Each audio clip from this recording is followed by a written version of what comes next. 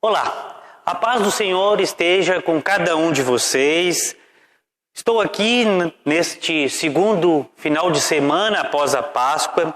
Passou uma semana após a ressurreição de Jesus e os discípulos voltaram para suas casas, para os seus afazeres e iniciaram a missão que Jesus Cristo lhes deu de testemunhar, de levar o Evangelho aonde quer que fossem.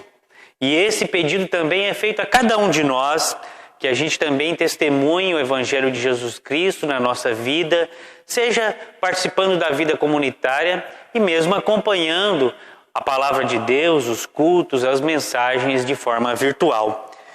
E eles fizeram isso, os discípulos e também nós, a partir daquela palavra que Jesus nos deixou e deixou especialmente a Tomé, que diz assim: "Você creu porque me viu?" Disse Jesus. "Felizes são os que não viram, mas mesmo assim creram." Essas palavras de Jesus servem para nós hoje, porque nós não vimos Jesus Cristo pessoalmente. Nós cremos nele a partir da fé. E com essa fé, nós nos reunimos, nós celebramos este culto do segundo domingo após a Páscoa, em nome do Deus que é Pai, Filho e Espírito Santo. Amém. Convido para a gente ouvir, para a gente acompanhar o nosso primeiro canto. O nosso encontro vai ser abençoado, o número 123 do HPD.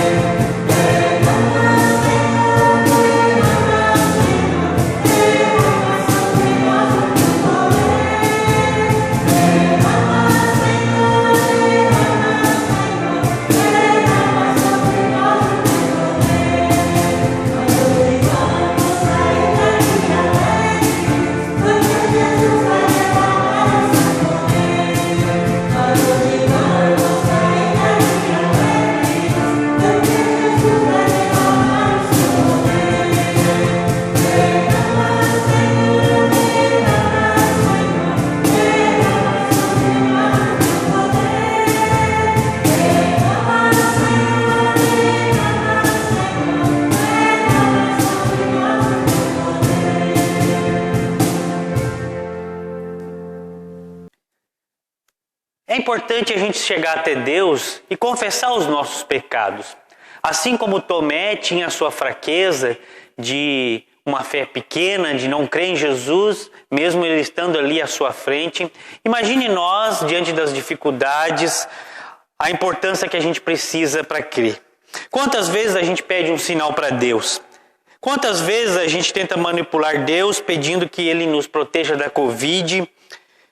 Ou ainda, quantas vezes a gente espera que Deus demonstre para nós através de grandes feitos para que a gente creia? Essas coisas todas fazem parte do nosso pecado, da nossa culpa. Por isso é importante chegar até Ele e confessar nossos pecados. Senhor nosso Deus e Pai, nós chegamos até Ti porque sabemos que muitas vezes nós falhamos, nós deixamos de testemunhar a Tua ressurreição, a ressurreição de Jesus Cristo, de testemunhar do Teu amor. Muitas vezes nossa fé é pequena, precisamos de sinais para crer em Ti. Por isso, Senhor, nós chegamos a Ti e confessamos as nossas limitações, nossos erros. Confessamos que muitas vezes somos omissos diante da palavra, da Tua palavra, do convívio na fé. Por isso, Senhor, nós chegamos até Ti humildemente e confessamos a nossa culpa. E pedimos perdão. E na primeira carta de João, capítulo 18 seguintes, capítulo 4, versículo 18 seguintes, está escrito: se dizemos que não temos pecados, estamos nos enganando e não há verdade em nós. Mas se confessarmos os nossos pecados a Deus, Ele cumprirá a sua promessa e fará o que é correto e perdoará os nossos pecados e nos limpará de toda maldade. Com essas palavras eu anuncio a cada um de nós o perdão dos pecados em nome de Deus que é Pai, Filho e Espírito Santo. Amém. Importa também que oremos e clamemos por este mundo que sofre, pelas inúmeras pessoas que passam por momentos difíceis de fome e de falta de alimento e também que sofrem com a Covid-19. Por cada um de nós, na nossa casa, no nosso convívio, que passa por dificuldades, nós chegamos até Deus e clamamos sempre a partir do anúncio da graça, da confissão dos nossos pecados, sempre nos dispondo a nos convertermos e mudarmos a nossa atitude. E isso que queremos cantar com o hino Eu Quero Ser, 421 do HPD.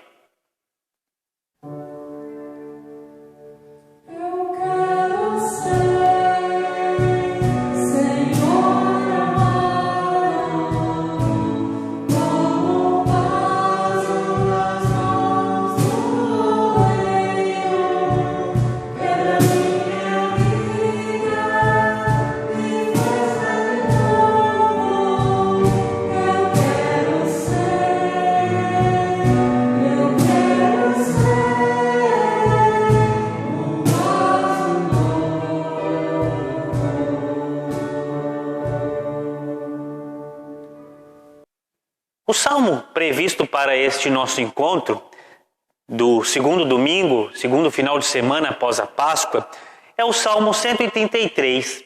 Este salmo é bem curto, tem apenas 3 versículos, mas mesmo assim dizem muitas coisas. O Salmo 133 nos diz assim: como é bom e agradável que o povo de Deus viva unido, como se todos fossem irmãos. É como o azeite perfumado que cai sobre a cabeça de Arão, que desce pelas suas barbas e pela gola do seu manto sacerdotal. É como o orvalho do monte Hermon, que cai sobre os montes de Sião, pois é em Sião que o Senhor Deus dá a sua bênção, a vida para sempre. Esses versículos do Salmo 133 nos convida à união, a vivermos como irmãos e irmãs na fé. É com isso que nós também, como irmãos e irmãs na fé, com nossos familiares, com os nossos vizinhos, com aquelas pessoas que estão ao nosso lado, no nosso lar, chegamos a Deus em oração. Amado Deus, nós chegamos a Ti em oração para pedir por este mundo sofrido, para pedir a tua intercessão junto a todas as pessoas que neste momento sofrem. Pedimos, Senhor, orientação, iluminação, diante da palavra que vamos ouvir, diante da palavra que o Senhor tem a nos transmitir. Senhor, esteja com nossos governantes, com as pessoas que lideram o nosso país, o mundo, nossos estados e municípios, para que tenham discernimento na hora de conduzir. Para que o Estado sirva para o bem de todas as pessoas, especialmente aquelas que neste momento precisam de socorro, porque, Senhor Deus, é para isso que nós nos colocamos a teu serviço, para que ninguém fique para trás, para que nenhuma pessoa passe por necessidade. É isso também, Senhor, que pedimos que nos auxilie, nos fortaleça e que tua palavra sempre nos ilumine para o amor, para o serviço e para o cuidado com o outro. Nós oramos a ti em nome de Jesus Cristo, que contigo e com o Espírito Santo vive e reina de eternidade em eternidade. Amém. Agora, antes de ouvirmos a palavra bíblica para o nosso culto de hoje, para o culto deste final de semana, cantemos juntos o hino Ontem Ele Foi, Hoje Ele É.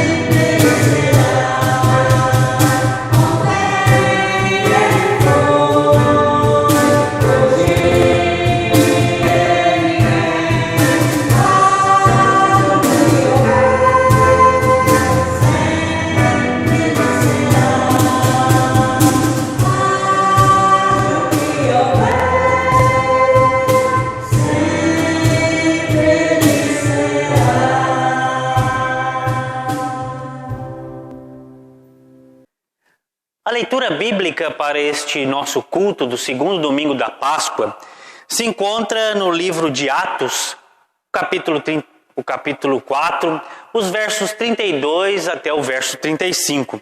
Atos, capítulo 4, os versículos 32 a 35 nos dizem assim: Todos os que creram pensavam e sentiam do mesmo modo. Ninguém dizia que as coisas que possuía eram somente suas, mas todos repartiam uns com os outros tudo o que tinham. Com grande poder, os apóstolos davam testemunho da ressurreição de Jesus. O Deus derramava muitas bênçãos sobre todos. Não havia entre eles nenhum necessitado, pois todos os que tinham terras ou casas as vendiam e traziam o dinheiro e o entregavam aos apóstolos. E cada pessoa recebia uma parte de acordo com a sua necessidade. Até aqui a palavra para o nosso momento de reflexão. Amém. Que estas palavras que provêm da graça de Jesus Cristo e são demonstração do amor de Deus e também comunhão que o Espírito Santo nos dá, esteja contigo, esteja com cada um de vocês. O relato de Atos que acabamos de ouvir nos conta como as primeiras comunidades foram se organizando e foram se constituindo em Jerusalém e também por todo o Império Romano. Mostra como os discípulos e as discípulas de Jesus testemunhavam a sua missão de levar o Evangelho.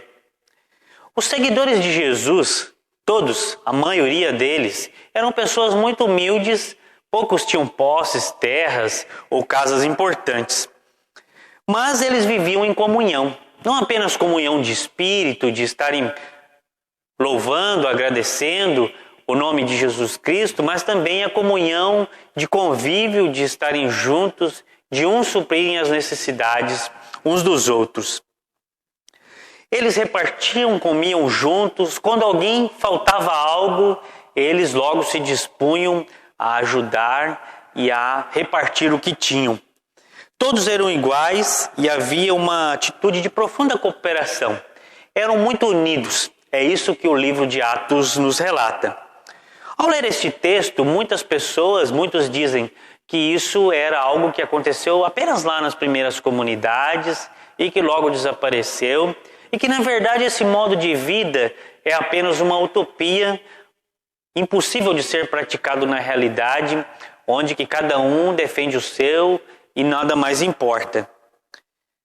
Mas é preciso dizer que Jesus Cristo era a representação maior de um sonho, de uma utopia e a demonstração verdadeira de que o reino de Deus, que não está somente lá nos céus, que pode ser experimentado aqui e agora, graças ao amor de Deus, nos transmite outra forma de viver. Uma forma que é de cooperação, de comunhão, de repartir o que tem e de jamais deixar ninguém para trás. Crer que este mundo é desse jeito e nada pode ser diferente, revela de nós, de algum modo, uma falta de fé, pois a fé que vem de Jesus jamais se conforma com a dificuldade do irmão, a dificuldade da irmã. Quando uma pessoa passa fome, não se conforma com a violência, nem com a exclusão, com a injustiça.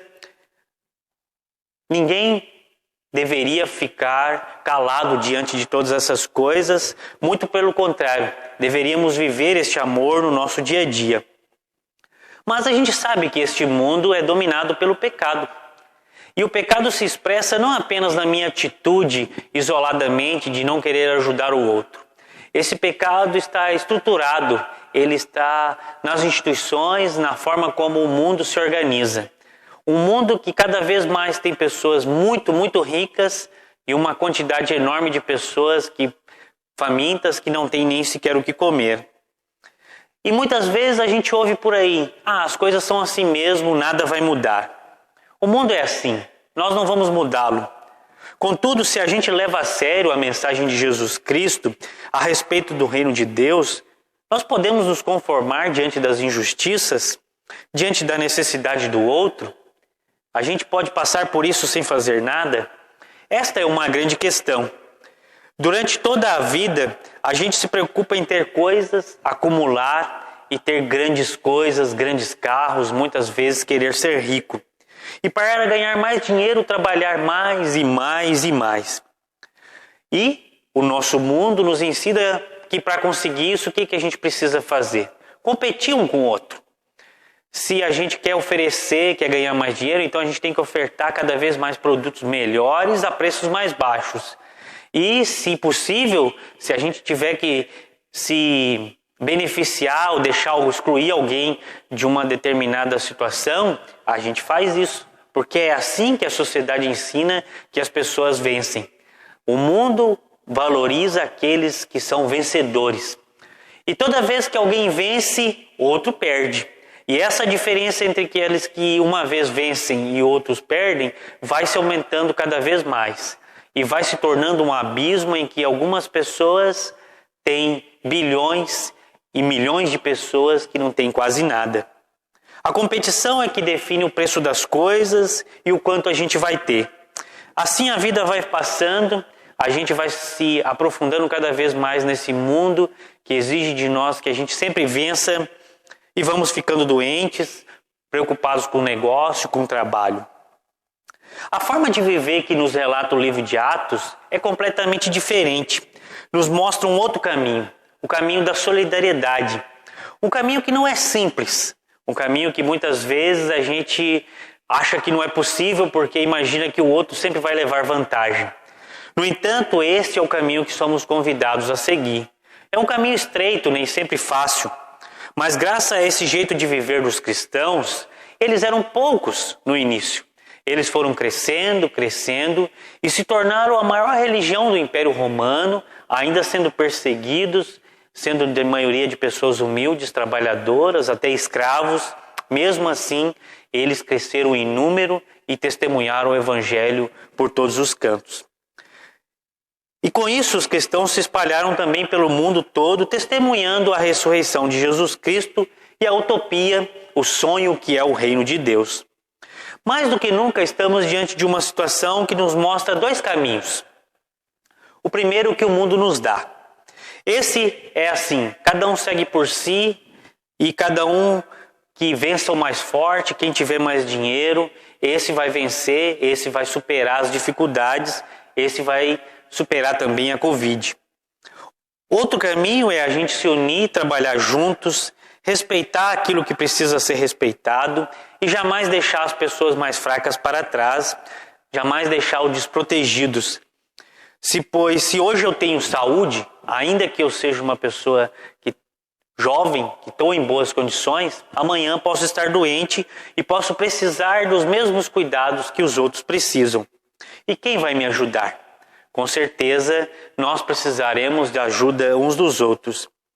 Se uma pessoa muito rica, como hoje se propõe, tem condições de comprar a vacina, por exemplo, e deixar uma senhora, uma pessoa idosa de 60 anos, doente para trás, sem vacina, como isso poderia ser? Será que isso está de acordo com este evangelho que Jesus nos ensina?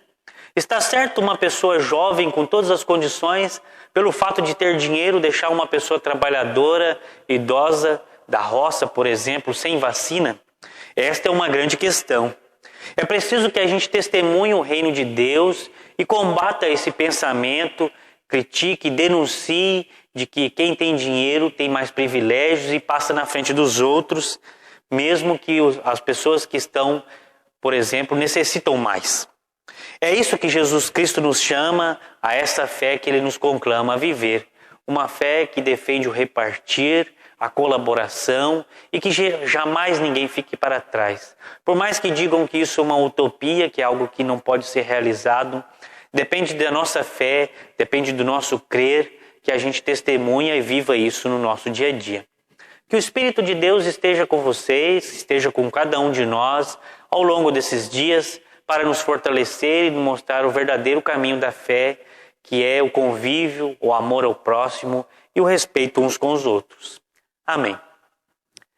Em resposta a esta palavra, convido para a gente, vocês em suas casas, rezarmos o credo apostólico como sinal dessa fé, dessa palavra que ouvimos agora.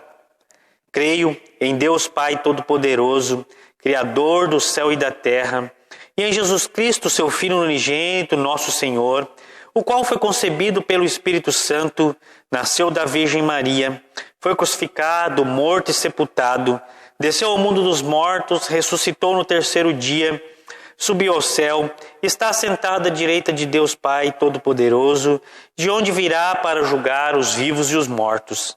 Creio no Espírito Santo, na Santa Igreja Cristã, a comunhão dos santos, na remissão dos pecados, na ressurreição do corpo e na vida eterna. Amém. Importa também a gente celebrar esse Cristo.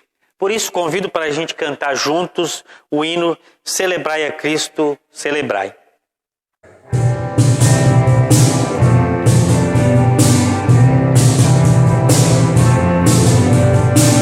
Celebrai